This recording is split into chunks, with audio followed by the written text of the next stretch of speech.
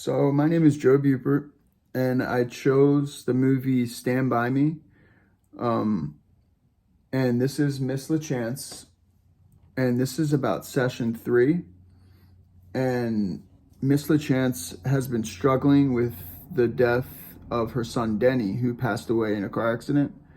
And she's been dealing with grief and some depression, and she's emotionally numb and emotionally checked out.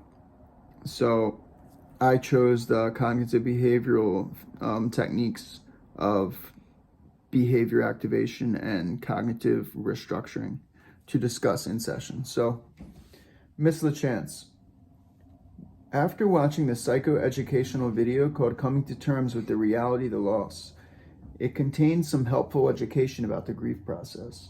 What are your thoughts? I can't live life without Denny. I'd like to ask you what that statement means exactly. I don't want to live life without Denny. Okay. I understand that you will miss Denny greatly, but checking out of life will hurt Gordy and your husband, who still needs you. You need each other. Am I correct in thinking that? Yes. So I'd like to try something. It's a technique called cognitive restructuring. So it's got a couple steps. The first step is becoming aware of your thinking, which I think you just did with me here in session. You know what I mean? You became aware of the negative thought. The second step is, evaluate the thought and begin generating more rational thoughts. The third step is, thinking the rational thought. And the fourth step is replacing the negative thought with the rational thought. And this is a technique that'll help, restructure your negative thought patterns into more rational thought patterns. And this could be beneficial to your recovery. So I'd like you to now try to replace the negative thought with a more rational thought. I'd like you to replace the negative thought, I can't live life without Denny, with a more rational thought. I will miss Denny greatly, but I must continue to live. My family needs me. Good. So did you see how you were able to replace the negative thought with a more rational thought? Yes, and I like that.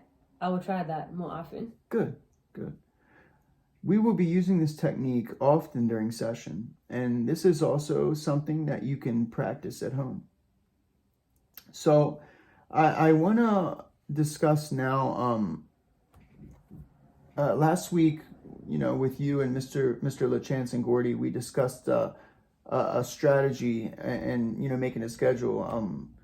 And it was called behavior activation, and we were trying to activate some positive activities for you and the family to do together. And you and Mr. LaChance and Gordy decided that after dinner every Wednesday that you guys would get together in the living room and listen to Gordy, who enjoys writing, read some of his stories. So I'd like to ask you now how that went last week. We sat down as a family after dinner and listened to one of Gordy's stories that he had written. We laughed so hard together and had a great time. Good. So it seems like the activity triggered happy and positive emotions and feelings for you and the family. Is that correct? Absolutely. We'll be doing it again this Wednesday after dinner. Good. And I will encourage you and the family to continue doing that. I think that will improve, communication between the family. I think it will, it will, trigger some happy and positive, emotions through an activity that you all are doing together. And those experiences going forward are something that you guys can kind of build on as a family. So good. I think that's progress.